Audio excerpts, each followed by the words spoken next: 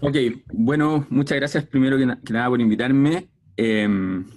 Esta presentación es parte de mi tesis doctoral, es una de las partes que está todavía en progreso. Voy a hablar de lo que es el impuesto a las corporaciones, el ciclo político y los rendimientos o retornos de las acciones. Eh, la idea principal de este trabajo fue enfocarnos en lo que es Estados Unidos, justamente porque Estados Unidos presenta unas ventajas en comparación a otros mercados y a otros sistemas políticos, que es por un lado una disponibilidad de data desde principios de siglo pasado de muy buena calidad, y si uno baja la calidad incluso puede ir al siglo XIX con disponibilidad de data, es algo que es impensable en otros lugares. Además, como estamos analizando el sistema político, de política partidista, tenemos un sistema político en Estados Unidos, básicamente con dos partidos políticos, Partido Demócrata y Republicano, que han estado en el gobierno en proporciones prácticamente iguales desde 1850. Entonces ese es el lugar donde estamos realizando el estudio. ¿Cuál es la base, la idea general de este proyecto? Es que por un lado, los fondos que reciben los inversionistas tienen que ver con el dinero que ellos reciben después de impuestos. Eso es lo que es relevante. Y, y lo que se ve es que los gobiernos en general demócratas han realizado incrementos en los impuestos corporativos versus los republicanos. Entonces queremos ver cuáles son las empresas que son más sensibles a estas alzas o variaciones en los retornos, en las tasas de impuestos. Entonces, hay harta evidencia a nivel global y principalmente Estados Unidos por estas condiciones características que les comentaba recién, eh, que muestran que hay diferencias en los distintos conglomerados políticos, en este caso demócratas y republicanos, en lo que tiene que ver con gasto público, impuestos, crecimiento e inflación. Y además se han dado cuenta de que alzas de gasto público en general han ido acompañadas de alzas en impuestos, en el caso de los gobiernos demócratas. ¿Qué significa eso? Significa básicamente que no han habido aumentos en los déficits durante los periodos que el gobernante ha sido demócrata. Además tenemos que en general han habido algunos estudios a nivel de financieros que muestran que efectivamente hay ciertas empresas que tienen sensibilidad, por ejemplo, al gasto público, el caso de Belocal and Lee, y demuestran que esa mayor sensibilidad al gasto público genera mayores retornos durante los gobiernos democráticos. Y eso es un poco lo que estamos queriendo replicar en el caso de los impuestos corporativos. Bueno, aquí hay parte de la bibliografía actual que tiene que ver con cambios en las tasas de impuestos y valoración de activos, que tiene que ver con los impuestos que son mayores dentro de los gobiernos demócratas, lo que les comentaba un poco antes del gasto público, empresas que son más sensibles al gasto público, que tienen retornos más altos durante los gobiernos demócratas. Y aprovecho de mencionarlo simplemente, que está un poco fuera de contexto, pero de hecho en Chile hubo un estudio que analizó el caso de Piñera en la elección del 2010, cómo reaccionaba este estudio, básicamente cómo reaccionaba el mercado cuando habían cambios en las encuestas, bueno, y le denominaron el efecto Piñera. Y efectivamente hay un impacto en los retornos con, por ejemplo, modificaciones en la probabilidad de que un gobierno de derecha o de izquierda salga electo. Eso ha pasado en Estados Unidos, en Canadá se hicieron, de hecho, también estudios al respecto, y en otro paper que todavía está en trabajo, pero también veíamos que en Latinoamérica, en realidad, el mercado en general reaccionaba negativamente cuando eran elegidos gobiernos un poco más de izquierda, en términos relativos. ¿Cuáles son las contribuciones que estamos tratando de destacar acá? Es que, bueno, la tasa de impuesto efectivamente ayuda a explicar la variación transversal, cross-sectional, de los retornos en función del partido gobernante. Condicional en el partido gobernante. Los impuestos per se no explican retorno, pero cuando lo hacemos condicional al partido gobernante, sí explican retorno. Además, creamos una estrategia de inversión que saca provecho de este hecho que vemos en la data y genera retorno sobre el mercado. Y en la tercera parte que estamos ahora, que esto no lo voy a mostrar, pero es un poco lo que estamos trabajando, es determinar si efectivamente las empresas que pagan menos impuestos son más riesgosas. Y eso tiene que ver con que el impuesto corporativo amortigua las variaciones en los retornos, en las utilidades después de impuestos. Esto es la tasa de impuesto máxima corporativa en Estados Unidos.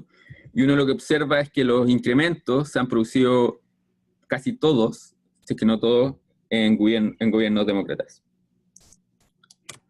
Sin embargo, si uno ve la evolución en el tiempo, y esto a partir de 1960, 1950, lo que uno observa es que hay una baja en el impuesto efectivo de las corporaciones, medido de distintas formas. Lo que estamos midiendo acá es como el total de activos de las empresas, o sea, la proporción que se paga de impuestos, dividido por los activos de la empresa, ha ido disminuyendo. Y han habido otros estudios anteriores también que han mostrado que los impuestos corporativos, medidos de otra forma, también han ido disminuyendo. Entonces, el dato de la tasa máxima es un poco engañador, porque lo que importa muchas veces es la tasa efectiva, y esa ha ido disminuyendo. Lo que quería mostrar acá un poco es un modelo súper sencillo, que básicamente lo que quiere mostrar es que esta tasa de impuestos, que acá está denotada por K, en el fondo es aumento en esa tasa acompañado de la utilidad de la empresa, son básicamente lo que determinan el precio de la acción, manteniendo todo lo demás constante. Entonces, aumento en esta tasa efectiva reduce el valor de la acción, y también aumento de la probabilidad de que haya un incremento reduce el precio de la acción. Entonces, lo que estamos diciendo es que la probabilidad de alzas o bajas de la tasa de impuestos está relacionada con las probabilidades de un candidato demócrata o republicano de ser electo. Bueno, esta es la data que estamos ocupando, que es súper estándar en temas de mercado financiero.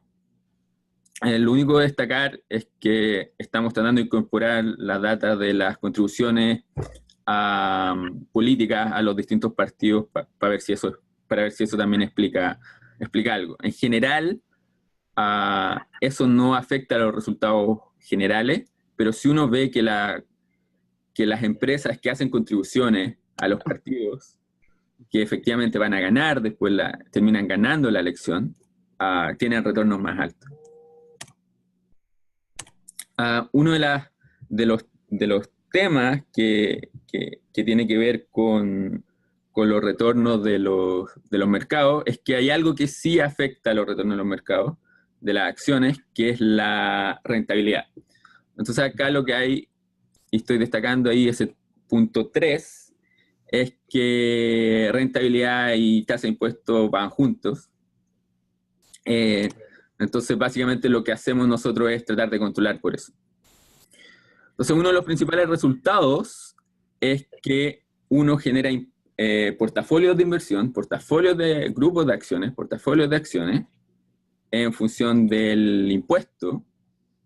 Y lo que observa destacado acá en rojo es que el retorno de las acciones que pagan más impuestos versus las que pagan menos impuestos es mayor en los gobiernos republicanos que en los demócratas. Y el diferencial entre estos distintos periodos es de un 19% de rentabilidad anual. O sea, estamos hablando de algo que es, bueno, económicamente súper significativo. Entonces, si uno generara una estrategia de inversión en función de estos resultados, podría tener rentabilidades mucho mayores al promedio del mercado. Y el segundo gran resultado que tenemos acá al final, y con esto termino, para terminar en tiempo, es que esto estamos tratando de explicar los retornos de las empresas, los retornos financieros de la acción de las empresas, en función de una serie de variables que son las variables estándar que se ocupan, que es la capitalización de mercado, o sea, el tamaño de la empresa, la relación entre el valor contable y el valor de mercado, el valor al cual se transan las acciones, qué tan rentables han sido las acciones anteriormente, profitabilidad, qué tan rentable es la empresa per se, y por último incorporamos los impuestos a las corporaciones. Entonces, si uno incorpora los impuestos a las corporaciones incondicional, o sea, sin tomar en cuenta el partido que está gobernando, vemos que no explica los retornos. No explica básicamente nada de los retornos. Sin embargo, cuando uno incorpora la variable del partido que está gobernando, uno ve que sí explica los retornos. Es significativa en términos económicos y en términos estadísticos. Y eso tiene implicancias en estrategias de inversión, en explicar retornos, y lo que estamos haciendo ahora, que no lo alcanzamos a mostrar, que es básicamente tratar de determinar si estos mayores o menores retornos tienen que ver con mayores o menores niveles de riesgo cuando las empresas disminuyen la tasa de impuestos. Entonces, básicamente, los grandes resultados aquí es que el ciclo político importa en el rendimiento de las acciones. Y segundo, uno puede tomar el impuesto a las corporaciones como un proxy o una forma de, uno de los mecanismos que tiene los ciclos políticos para explicar los retornos de las acciones. Y eso es, muchas gracias. Ok. Ya, entonces el título de mi tesis, esta es mi tesis de maestría, al principio del año también presenté algo muy parecido, que es más o menos como el progreso, y este es el producto final de todos mis esfuerzos desde que empecé la maestría. El título es Dentro de las cuatro paredes, el empoderamiento de las trabajadoras de casa particular en Chile. Y voy a dividir mi presentación en introducción, después la definición de mi marco teórico, después voy a hablar de la metodología, los resultados, y al final voy a dar la conclusión y sugerencias para futuros estudios. Ya, entonces, a ver si se mueve. Ahí se movió, ya. Bien. Entonces, el trabajo doméstico siempre ha estado en Chile y América Latina desde los tiempos de la colonia, y siempre ha sido un sector de trabajo que es desvalorado o que no se presta mucha atención a él, no tiene muchos, la gente en la sociedad piensa que no tiene muchos derechos, que es muy esclavizante, etcétera, y es por eso que no se ha investigado mucho. Tampoco ha habido muchas investigaciones sobre el empoderamiento de las trabajadoras, menos en América Latina y en Chile. La única excepción fue en Brasil, donde ya han empezado a estudiar más del empoderamiento de las trabajadoras domésticas, pero también es necesario verlo desde el punto de vista de Chile. Entonces mi trabajo, mi investigación es a base de dos cosas. El primero es el convenio de la Organización Internacional del Trabajo, que se llevó a cabo en 2011, y este convenio sobre el trabajo doméstico pide que haya una mejor fiscalización e implementación de leyes que ya existen, y que también se introduzcan nuevas leyes laborales para mejorar las condiciones laborales y para proteger a las trabajadoras de casa particular, en el caso de Chile. Entonces, en Chile esto llevó al proyecto e introducción de la Ley 20.786, que le otorga a las trabajadoras de casa particular un horario de trabajo más definido, más días libres de la semana, la prohibición del uso de uniformes en espacios públicos y también un contrato formal con todos los empleadores, y este contrato debe ser obligatorio.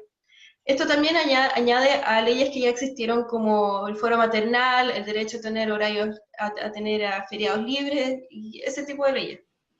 Entonces, bajo esta ley, las trabajadoras tienen más poder sobre sus decisiones y los tipos de, claro, los tipos de decisiones que ellos pueden hacer en el trabajo. Y por lo tanto, en mi tesis yo me pregunté dos cosas. Mi primera pregunta fue, ¿cómo se mejoran las condiciones laborales de las trabajadoras bajo la ley? Y mi segunda pregunta es, ¿cómo ha contribuido esta ley y su campaña al empoderamiento de las trabajadoras de casa particular? Pero antes de mostrar mis resultados y mi metodología, quiero definir un poco el empoderamiento en el contexto de mi tesis.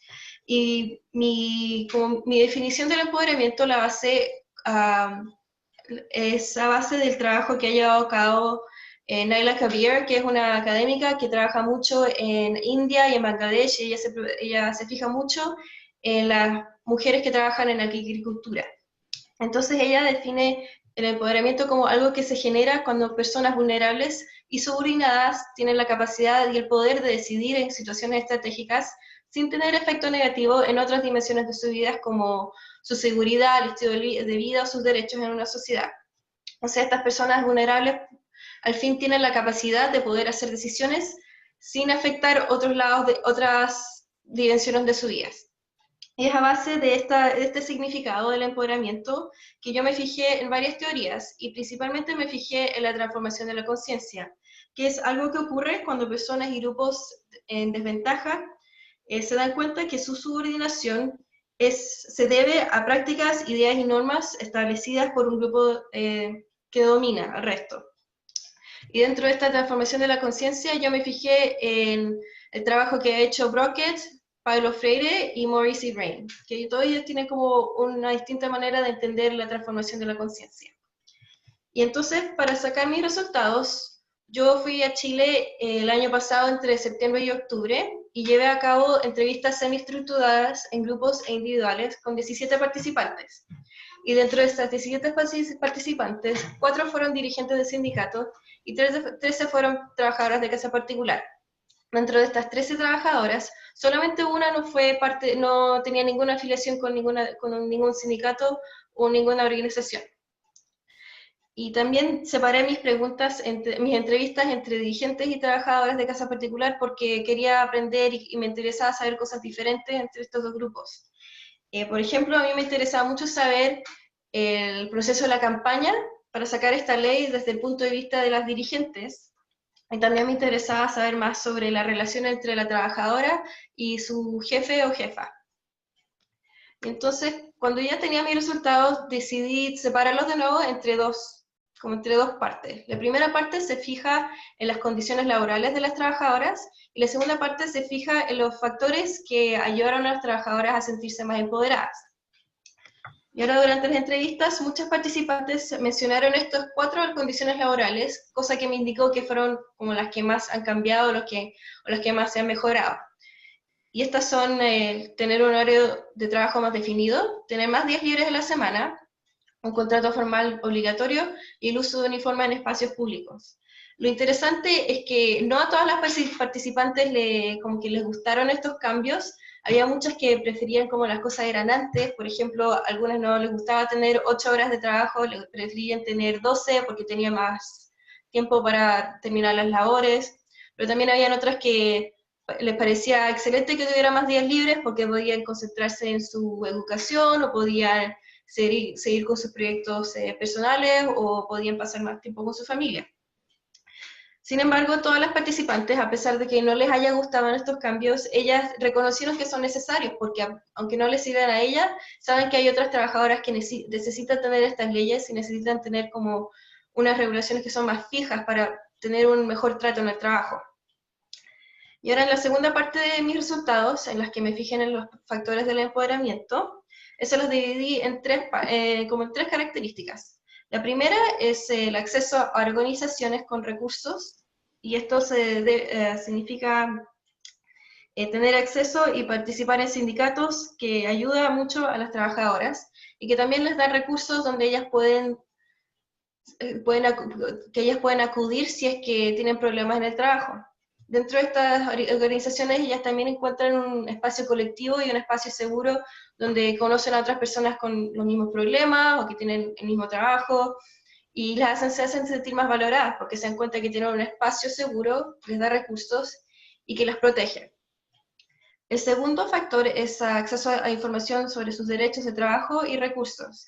Y esto yo lo hace en las circunstancias de cuando las trabajadoras no tienen acceso a organizaciones o no pueden ir a un sindicato en persona, entonces ellas pueden comunicarse con los sindicatos o con la dirección de trabajo, o pueden aprender más sobre sus leyes a través de los celulares, a través de las redes sociales, o a través del WhatsApp o cualquier cosa, porque en Chile eso es súper grande, muchas personas tienen WhatsApp, muchas personas tienen acceso a Internet, y con eso ellas pueden enterarse más de sus derechos y pueden enterarse del protocolo que deben seguir si es que tienen problemas en el trabajo. Y el último factor es la valorización de la trabajadora y del trabajo que ella hace.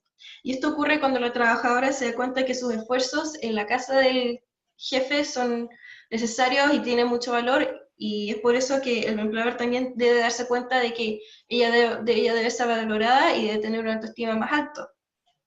Y esto, por ejemplo, se pasa cuando la trabajadora se da cuenta que ella hace tanto en la casa de que la jefa debe reconocerlo y debe estar cuidándola y debe preocuparse de que todo le vaya bien a la trabajadora. Esto también ocurre cuando los empleadores ya valoran a la trabajadora y le ayudan a darse cuenta de que ella también debe valorarse a ella misma y debe tener una autoestima más alta. O sea, esto también ocurre cuando, por ejemplo, una de mis participantes me contó de que llegó a la casa de un empleador y no podía creer de que el empleador le quería dar, que quería que se fuera a acostar más temprano, que pensaba que tenía que quedarse hasta más tarde y tenía que terminar todas las labores, pero el empleador le insistió de que fuera a acostarse más temprano porque tenía que cuidarse a ella misma. Y a través de ese trato, que ella se dio cuenta de que ella misma debía valorarse y de que sus decisiones y su opinión en el trabajo eran importantes. Entonces ahora paso a la última parte de mi presentación, donde respondo a mis preguntas. La primera es sobre las condiciones laborales. Yo les respondí que las 4 condiciones laborales que ya han mejorado o que se ve que se están mejorando son teniendo más tiempo libre, el horario definido, el uso de uniforme en espacios públicos y el contrato formal. Y con estas 4 condiciones laborales, uno se da cuenta que la ley también tiene como su forma de influir qué tipo de decisiones las trabajadoras pueden hacer en el trabajo. Es también necesario que en estudios futuros muchos investigadores se fijen en estas 4 condiciones laborales para ver cómo han cambiado desde la implementación de la ley en el 2015 hasta cualquier tipo de año que ellos estén viendo. Para la segunda pregunta sobre el empoderamiento, yo respondí de que esta investigación sugiere que la ley no es el único factor que contribuye al empoderamiento de las trabajadoras. Hay otros factores como tener acceso a información, tener acceso a organizaciones y la valoración de la trabajadora misma, que también influye a su empoderamiento y el tipo de decisiones que ella puede hacer en el trabajo. Y entonces esto también indica que las trabajadoras cuando se sienten empoderadas pueden decidir cosas en el trabajo sin tener ningún impacto negativo, y a través de estas decisiones ellas también pueden asegurarse de que haya una implementación más efectiva de la ley en el trabajo y en el resto de Chile. Entonces yo recomiendo para futuros estudios de que se fijen en el punto de vista o en el rol del empleador en implementando esta ley. O sea, cómo es que el empleador negocia con su trabajadora, cómo es que el empleador puede que se aproveche o no se aproveche de la empleadora, y de cómo es que la ley funciona a través de su punto de vista. Pero lo que yo encuentro que es más necesario es que nosotros nos fijemos en cómo la ley se implementa o cómo son las condiciones laborales de las trabajadoras en las regiones. Mi tesis toda está basada en Santiago, donde las leyes ya son mejor implementadas y donde hay más recursos y hay más organizaciones y sindicatos, pero mis participantes, ellas mismas me contaron de que las condiciones laborales en las regiones, principalmente en el sur, siguen siendo súper malas y las trabajadoras siguen siendo muy vulnerables y siguen describiendo el trabajo como esclavizante. Y por eso es necesario como llevar a cabo un estudio que se fija en la diferencia entre las trabajadoras, entre las condiciones laborales en la capital y en las regiones, y cómo es que la ley se implementa en las dos, y los diferentes tipos de implementaciones. Y ahora yo termino mi presentación con mis contribuciones al estudio del trabajo doméstico en América Latina y Chile. Este es uno de los primeros estudios, si no el primero, que se fija en la ley de las trabajadoras y cómo se está llevando a cabo, cómo está haciendo un efecto, cambiando las condiciones laborales y cambiando como la atmósfera donde trabajan las trabajadoras.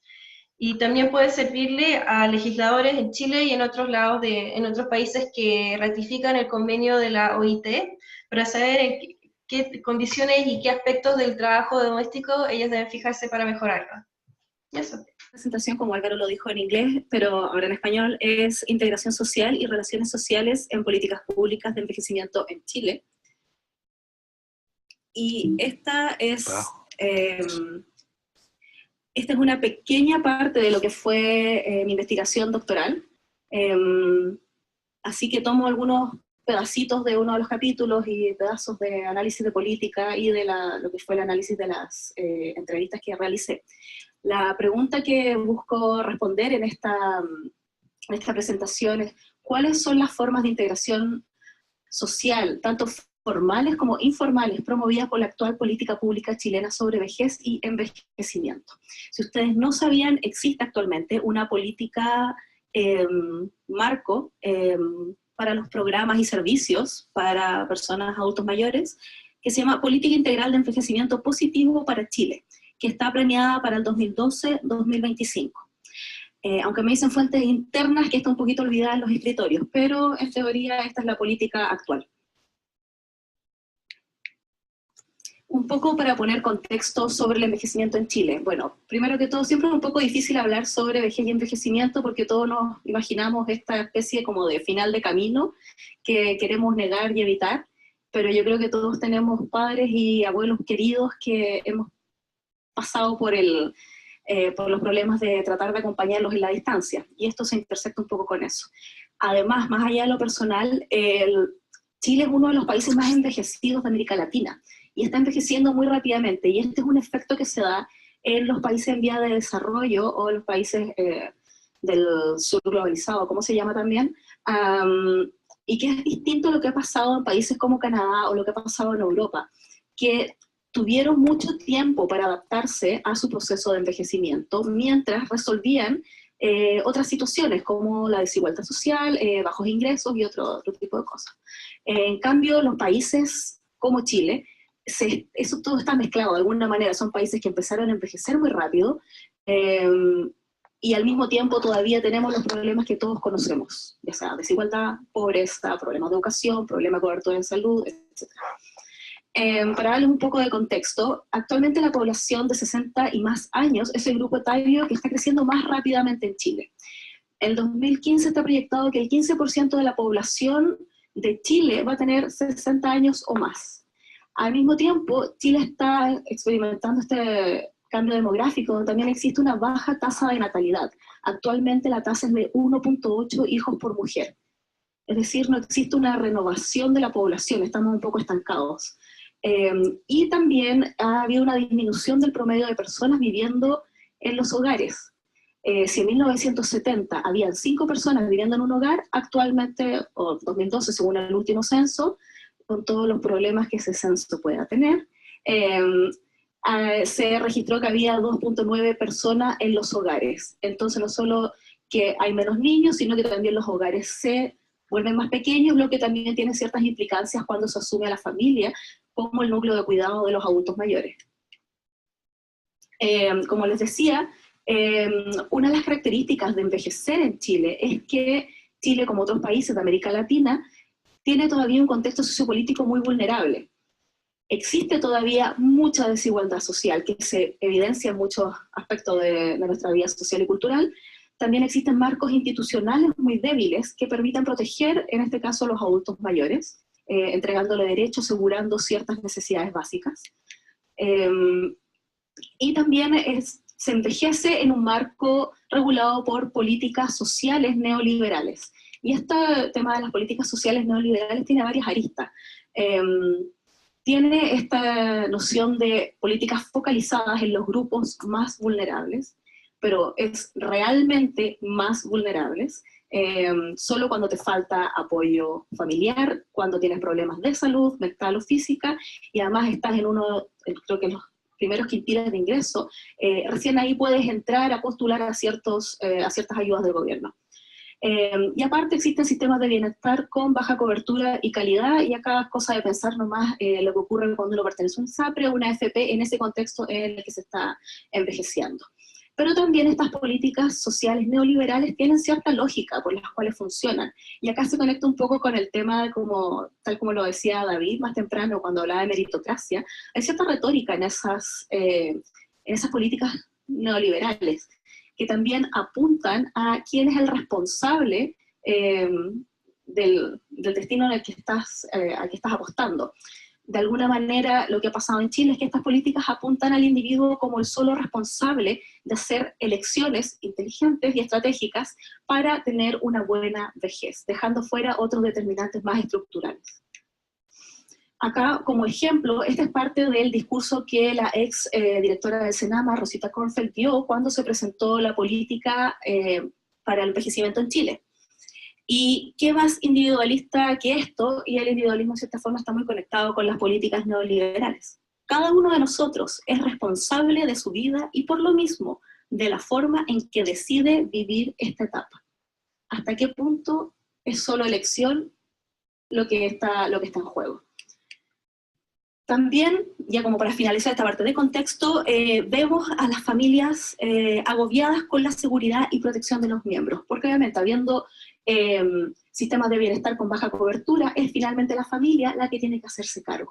Yo creo que cualquier persona con abuelos a la distancia que ha tenido algún problema de salud, o incluso con padres o madres, ha vivido que finalmente son los recursos familiares los que se mueven cuando existen situaciones de problema de salud mental o física, incluso legales.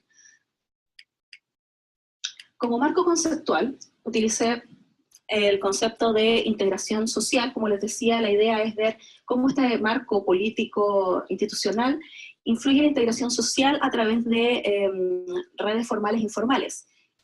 Acá simplemente quisiera dar algunos puntos que por el lado formal es como, por ejemplo, el sistema social te integra a través de cosas más formales como el trabajo. E informal, como en realidad tú te integras a través de tus redes más informales, le hace la familia, los amigos. Y la otra parte, que es un marco conceptual, pero también influye la metodología, es el análisis narrativo de políticas públicas. O sea, este no es un análisis técnico de las políticas, pero más bien cómo esta política social en particular es un producto sociocultural que construye cierta realidad, que construye cierto contexto en el cual estamos envejeciendo y estamos experimentando este proceso de envejecimiento, y en el cual estamos utilizando nuestras redes personales. Las políticas públicas, de alguna manera, es como un círculo. Construyen realidad y la realidad social las construye. Entonces, por un lado, representan ciertos valores sociales. Por ejemplo, si uno dice, si nuestra sociedad, un acuerdo más o menos común es que la familia es la principal responsable del cuidado de sus miembros, la política social va a tender a agarrar eso y ponerlo a la práctica a través de servicios. Pero por otro lado, cuando la política pública pone esos programas y servicios al servicio de la comunidad, diciendo, ok, no es, o sea, la familia es la que se va a hacer cargo del individuo si éste carece de recursos propios, o carece de la salud para hacerse cargo de sí mismo, se dejan fuera otras posibilidades como reconocer que existen amigos, redes informales de otro tipo, que puedan estar apoyando. O el mismo Estado puede aprovechar y decir como, ups, ahora ya no me toca, esto es de la familia, a mí no me miren. Así que esa es como la parte de entender de esta forma la política pública como un producto sociocultural que construye nuestra realidad y al mismo tiempo se da este círculo. Como metodología, utiliza este análisis narrativo de la política integral de envejecimiento positivo para Chile. De alguna manera lo que construí para ese análisis fue una pauta de entrevista basada en la literatura, con ciertos conceptos que se suelen utilizar para analizar temas de familia y de redes personales. Y de alguna manera, aunque suene un poco loco, entrevisté ese documento, la política pública. De ahí les puedo mostrar el modelo si hay tiempo, si a alguien le interesa, pero esa es la idea. Y también conduje 40 entrevistas cualitativas en profundidad entre noviembre de 2013 y febrero de 2014 con personas mayores de Chile entre 60 y 74 años de edad, donde había mayoría mujeres, pero también teníamos 14 hombres. Lo que no es malo, siempre cuesta encontrar hombres para estas cosas. Como resultado voy a presentar primero lo que fue el análisis de la política pública, un resumen. Lo primero es que aparecen que los programas de la política pública son programas individualistas. Esto significa que la responsabilidad de cómo envejecer está dada al individuo, lo que un poco yo ya les adelantaba al principio. Y solamente cuando el individuo a través de sus recursos personales falla, el Estado interviene para garantizar ciertos niveles mínimos de asistencia. Y en este contexto también la familia, la política pública, la define como una red de protección, como una especie de colchón, como una safety net que está ahí para agarrarte. O sea, una vez que se te acaba la plata, una vez que ya no te puedes pagar a lo mejor todos los gastos médicos, tu familia es la que te va a apoyar. Y así es como se construye una de las instancias de integración social formal para los adultos mayores. También hay diferentes formas de integración para personas independientes y dependientes. Si la política te reconoce como una persona independiente, eres saludable, estás todavía como en esta idea del baby boomer súper feliz, nada, el mundo es tuyo. Está en ti hacer como el tipo de elecciones que te van a hacer saludable, comer sano, hacer ejercicio, y de alguna manera puedes hacer voluntariado, puedes ganar dinero extra trabajando. Básicamente es seguir viviendo la vida como un miembro productivo de la sociedad. Pero si te reconoce como dependiente, si tienes la mala suerte de caer enfermo con alguna enfermedad crónica, si tienes algún tipo de enfermedad mental, tu ámbito es mucho más reducido y tiene que ver con un paradigma biomédico que finalmente te agarra, te toma, y ahí es donde estás de alguna manera como en ese dibujo, bajo las paredes, ahí con tu problema crónico, y así te define la política. O sea, ya no puedes ser voluntario, no necesariamente puedes seguir trabajando, tienes un ámbito mucho más limitado. Pero las entrevistas muestran algunas cosas un poco distintas a lo que construye la política.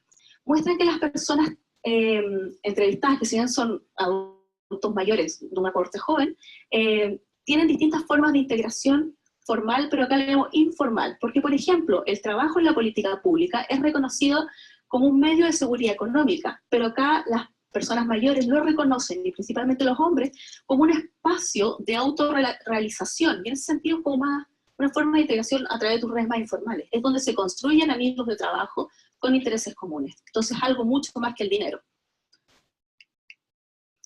También las expectativas de apoyo y cuidado familiar son muy distintas. Si la política decía que existe esta red de seguridad, esta safety net en la familia, en el caso de las personas, tal como lo viven, en realidad reconocen una tensión con esta idea de obligación. No quieren ser dependientes de sus hijos, no quieren ser dependientes de nadie, no quieren ser dependientes de nadie que no sean ellos mismos. Entonces, en cierta manera, están de acuerdo con esa expectativa de autonomía que da la política, pero en caso de fallar no quieren, bajo ninguna circunstancia, estar a cargo de sus hijos, y por lo tanto rompen con la idea de obligación familiar.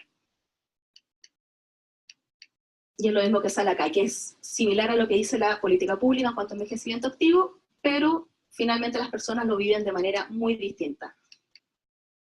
Y para finalizar, el análisis narrativo también lo que permite es ver cómo discursos incluso conflictivos, conviven en un mismo espacio, que en este caso es la política pública.